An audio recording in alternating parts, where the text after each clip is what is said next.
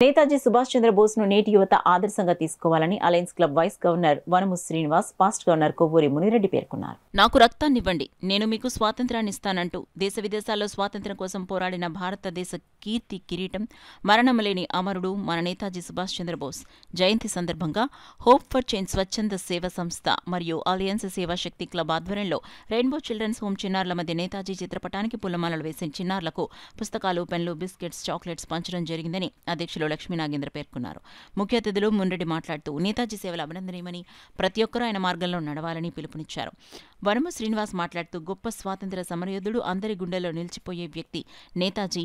ఆయన జయంతి ఈ చిన్నారుల మధ్య జరుపుకోవడం చాలా ఆనందంగా ఉందని అన్నారు. ఈ కార్యక్రమంలో alliance club past district governor Munireddy, vice governor Vanamu Srinivas, district treasurer Satish, zone chairman Subhadra, president Ganesh, PRO Kumar, Kaushik తదితరులు పాల్గొనడం జరిగింది.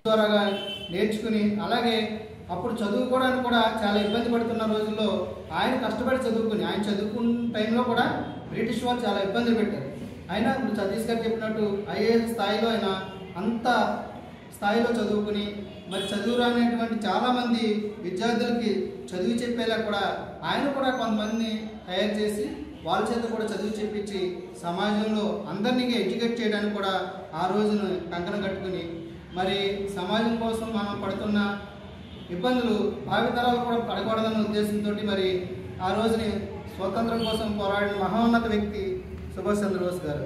మరి తప్పనిసరిగా మనం ప్రతి ఒక్కరు కూడా అలాంటి మహనీయులను ఎప్పుడూ మనం తలుచుకుంటూ ఉండాలి. ఆయన స్ఫూర్తిగా తీసుకుని మీరందరూ కూడా ఆయన చేసిన దాంట్లో మనం ఎంతో కొంత మనం చేస్తుంటే ఈ సమాజంలో మనకంటూ ఒక గుర్తింపు ఉంటుంది, మనకంటూ ఒక ఇది ఉంటుంది. కాబట్టి ప్రతి ఒక్కరు కూడా ఆ విధంగా ఆలోచించాలని, పిల్లలు కూడా బాగా చదువుకుని మంచి వృద్ధిలోకి రావాలని, అలాగే ఈ యొక్క హోమ్ నిర్వహిస్తున్న మా లక్ష్మీ నాగేంద్ర మరి ఎక్కడున్న పిల్లలు చాలామంది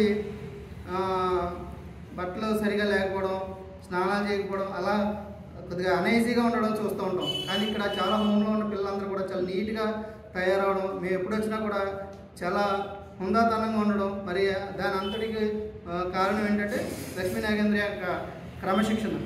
ఆ క్రమశిక్షణలో మీరు కూడా పెరుగుతున్నారు కాబట్టి రేపొద్దుట భావితరాలు మీరు కూడా ఈ సమాజానికి ఉపయోగపడాలి. కానీ బాగా చదువుకుని మీ సేవలు కూడా సమాజానికి ఉపయోగపడేలాగా మీరు కూడా కృషి చేస్తారని ఆశిస్తూ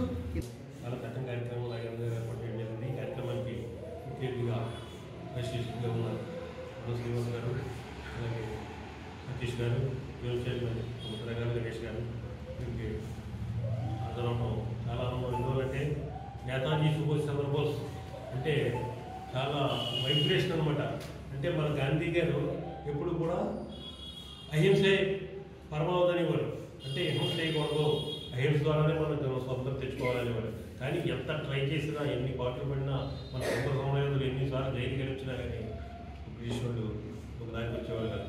కానీ సున్నితంగా అయినా మనం హెచ్చరించాలి వాళ్ళని. మనం ఎదురు కూర్చోకూడదని మన నేతాజీ సుభాష్ చంద్రబోస్ గారు ఒక సైనికుల్ని తయారు చేయడం స్టార్ట్ చేశారు. అంటే ఆయన ఎంత పెద్ద చదువు చదివినప్పటికీ కూడా ఆ చదువులందరినీ త్యాగం చేసి దేశం కోసం ముందుకొచ్చి కొంతమంది సైనికులు తయారు చేసి దేశం కోసం, స్వతంత్రం కోసం పోరాడినటువంటి మహోన్నత వ్యక్తి సుభాష్ చంద్రబోస్ గారు. వారిని ఎప్పుడు కూడా మనం చిరకాలం జ్ఞాపకించుకోవాలి. అటువంటి మహనీయుల్ని ఈరోజు గుర్తు చేస్తూ మన నాగేంద్ర గారు ఇంత చక్కని కార్యక్రమాన్ని ఈ జిల్లాలో ఏర్పాటు చేయడం చాలా అభినందనీయం. ఇలాంటి కార్యక్రమాలు మరింత చేసి మనందరికీ, మీ అందరికీ కూడా స్ఫూర్తిదాయకంగా